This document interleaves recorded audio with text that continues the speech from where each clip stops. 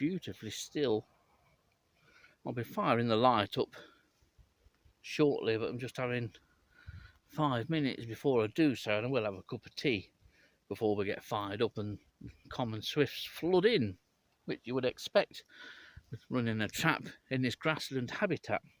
But it's always been a good spot here, always been good for migrants, and Dillis and I always thought that that was down to the fact that it's well elevated here, as it is at Lound Wood. This is the highest spot for several miles all the way around, to be honest. But it's not the best of months for migrants. Not been that much migrant activity, but if we get something today or tonight, that'll be a bonus.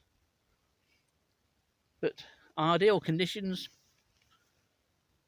very still, slightly humid, not as humid as I was expecting. Rain on the way, coming up through the country apparently, so early morning hours might be a bit wet, and tomorrow's not the best of forecasts, but we need the rain. So we'll see what we get in this marvellous meadowland habitat. It's a beautiful sight. I do love it here, but you would think after all the years of covering the Eakring area that I would have great affection for it, and I certainly do.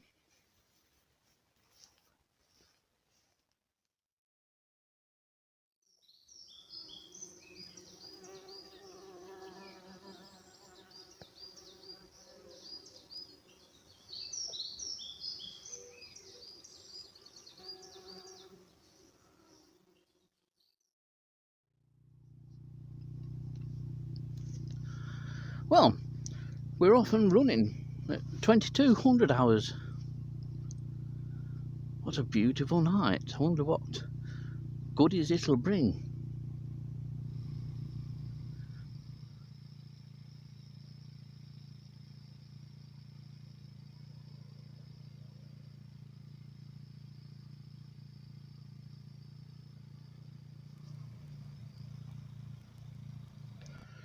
Well, that's the general scene. We're facing pretty much northwest from this angle, and apart from common swifts, there's a number of ghost moths, male ghost moths, that are flying low in just under the seed heads of the grass. Too dark to get any footage of though, but they do tend to gather in groups. If I remember right, they call the groups leks, the same as in leks of black grouse, where the males gather. But quite wonderful moths, and I'm sure I'll be able to show you one very shortly when I make my way back over there to the trap and my cup of tea, which I've left. Here are a couple of ghost moths. I know it's appalling footage, but rather than me describe it, at least you get some kind of idea of how these moths fly. And the males are obviously waiting for females to become active and take flight. And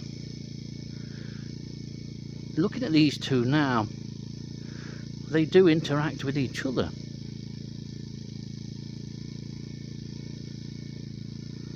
And this grass, this corner of the meadow here, has quite a number of male ghost moths.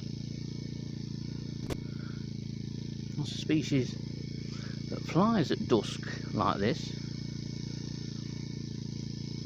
so you don't have to stay up late. If you've never seen ghost moth, find an area of meadowland like this or rough grass. As a third one comes to join in the fun. There's at least 3 or 4 now that I can see in the background, but plenty of ghost moths.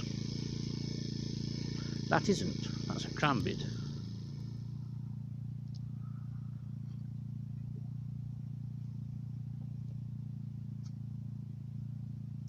Quiet at the moment, but we're only about a quarter of an hour in.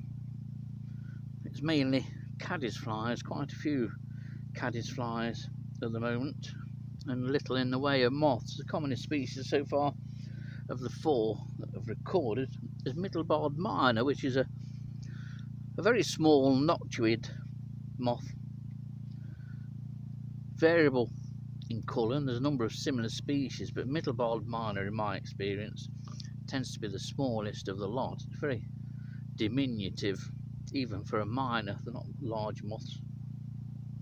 Otherwise, we're down to single treble lines and a single common swift.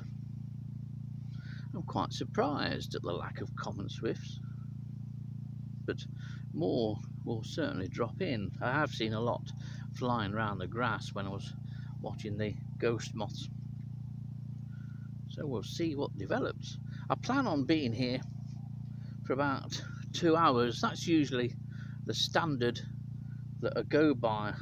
I'll come with the prospect of giving it 2 hours. If during the course of those 2 hours I deem it warrants staying further, then that's what I do. So we'll see what the next hour and 3/4 brings. Well, here's a better view of a ghost moth. This male has just come in, and beautiful, brilliantly white and quite shiny, almost metallic in a way, forewings. The females are coloured very much opposite to this. If you see how the thorax of the male is that sort of light tan colour, that's pretty much the colour, or the overall colour, of the female, but there are various markings. Females tend to look like a number of other swifts, quite different to this, but I do like ghost moth. I must admit, I love the flight, and they'll occasionally pop into light, and it's no surprise here because there's so many in the tall grass to the side of us. So that's ghost moth. At least that's a better look at a ghost moth. And finally, I've been waiting a while for one of these to sit still, but this is your typically marked and coloured middle-barred minor.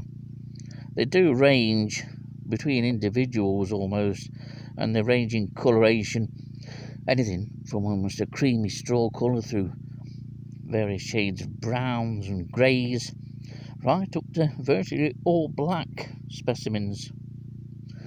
The only real noticeable or obvious marking is the almost like a saddle that's bordered in white top and bottom, and that's sort of the key markings for me for middle-barred minor. And they're not large, grubby finger time, you can see, not large at all. In fact, the forewing length of this one is probably about 15 mil, maybe just over 15 mil.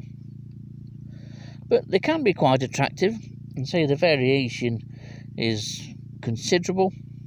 But one thing they do seem to remain constant with is the size, all pretty much about the same size, and as I mentioned, the smallest of the minors in my experience.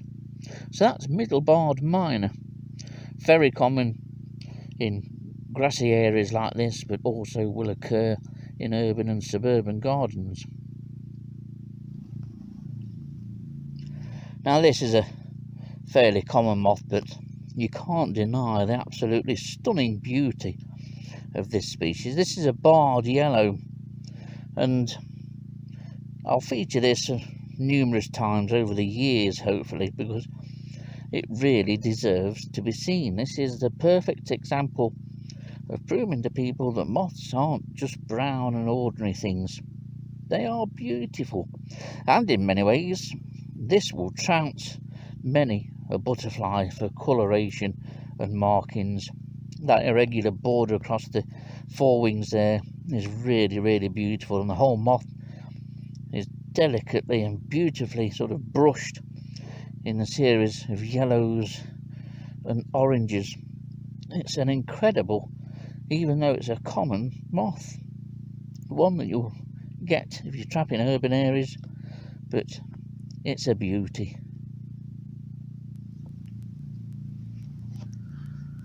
It may well look quite busy, but it isn't. Most of what you can see here are various species of caddisfly. By far the commonest moth is middle-barred miner, and there's probably around 20 individuals now. Very little else in the way of variety. You wouldn't dream that this was June, but we're just over an hour, approaching an hour and a quarter now into the trapping session, and there's very little about, but there's been a slight increase in activity in the last 5 minutes or so.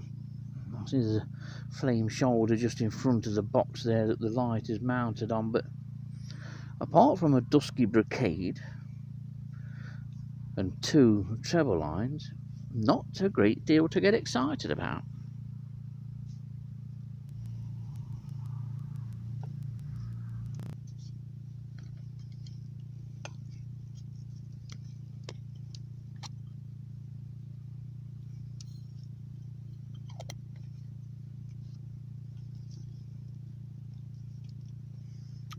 It's a funny old hobby, this. One minute you're toddling along with very little coming in at all, then all of a sudden all hell breaks loose and everything just suddenly starts to come in. If I have a look at the time, it's 23:38 now, and all of a sudden we've got moths coming in, and 2 real beauties, including this one which I've just caught and potted up, and hopefully it'll settle down and I can show you, because this is a small elephant hawk. It's a moth that I've never trapped a great deal of. Once at Eakring Flash many years ago, and then a couple of times within the Sherwood Forest Country Park.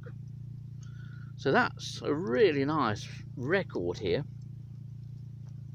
and so is this.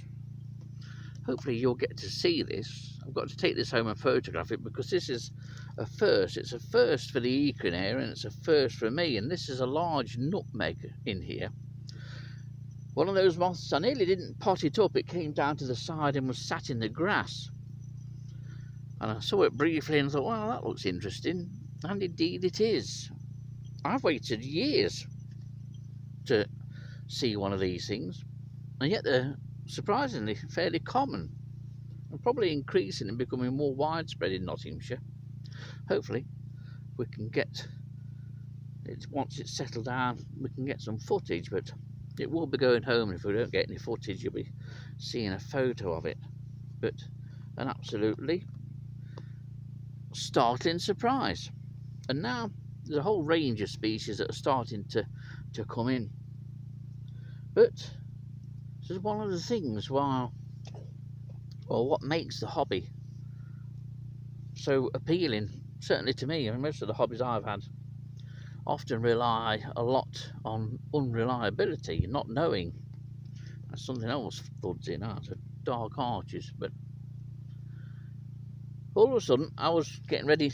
I thought, well, I'll be leaving here in 2 hours, or after 2 hours. I won't now, I'll be stopping a bit.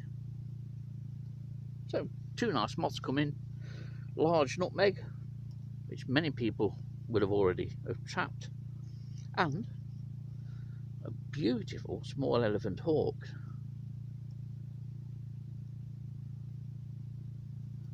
Excellent. We'll see what else this night brings. Well, that looks a lot more busier, and indeed it is, than a few sort of scenes ago. One of the commonest moths that's now starting to come in is dark arches, which is a large, well marked but brownish moth, and wherever you've got long grass you'll get numbers of dark arches, but you'll get numbers of them if you're on a trap at home. There's still plenty of middle-barred miners, but also rufous miners coming in, a couple of those. But the whole sort of level of activity has increased enormously from what the first hour and a half has been. This is more like it. Despite being an area of meadowland, there are trees close by, and this site does produce good trap counts of both species and individual moths, but clearly the number of actual moths is well down on what it has been in previous years. We all love a hawk moth, and as the rain all of a sudden starts to come down, I thought I'd best show you this. This is an elephant hawk moth. I think we might be packing up shortly, because all of a sudden, I don't know where this has come from. This is earlier than what was forecasted. But what a beauty, absolutely beauty. And for an elephant hawk moth, this is quite small, to be honest. But not as small as the small elephant hawk moth, which I was hoping to show you. But it depends now on how much rain we get. The moths are coming in. I wasn't expecting this at all, but what a beauty of a moth. I'd best make some kind of move really and protect the generator and the electrics, but it's just spots at the moment. But it has come at the most awkward time. But it's an absolutely cracking moth, and it's soon going to make headway. But this is small elephant hawk moth. What an absolute beauty of a moth, completely bedecked in Barbie pink. You know, where it's not pink, it's a golden, almost olive green, absolutely beautiful. It's rare that I've ever trapped this. In fact, Dillis and I never trapped many of these at all. So this is a real prize today. It might not be the rarest thing, but it is an absolute belter. And even though it doesn't appear through the video to be vibrating its wings very quickly, it is. Those wings are a blur to the naked eye. Fabulous thing though, isn't it? So that's the small elephant hawk moth, and that's a big surprise here.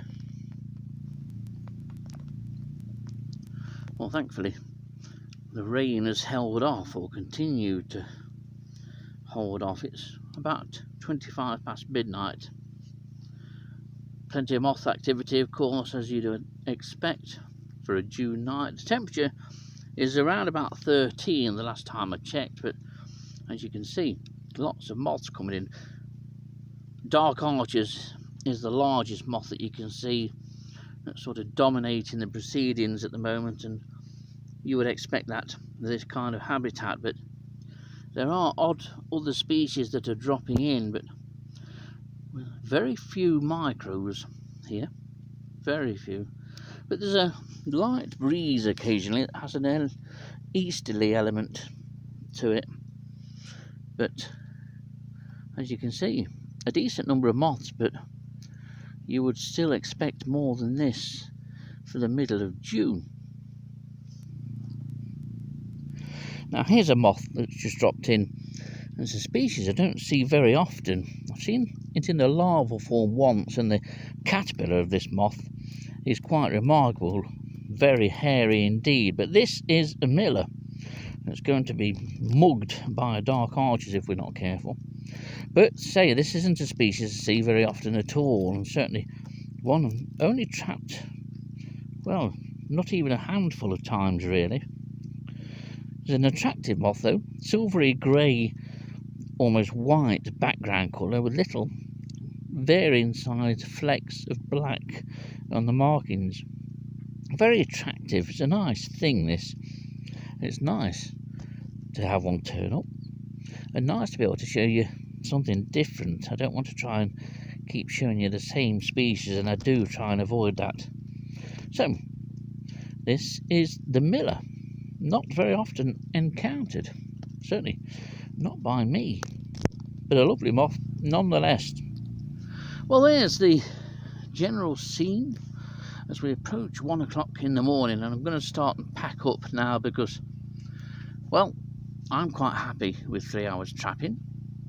I don't think anything really exciting is going to drop in. I mean, you never know, you could stop here all night long and still get something, but it'll soon start and get light, and I like to leave the moths at least an hour to sort themselves out after I've gone, and find somewhere to roost before daylight comes. And I'm happy with what we call small elephant hawk moth. Is a real bonus, that's a nice one. But star moth of the night, and one which everyone watching this has probably already caught for me, is large nutmeg. Nice to get a new species wherever a trap, and so we'll photograph that in the morning. I've not had a chance to film it, and it's been an interesting session. Very quiet early on, and then halfway through, once we'd got past midnight, moths started to come in, and it's remained busy, but it's mostly the same species that are hanging around the light and still coming in. So until the next trapping session, wherever that may be.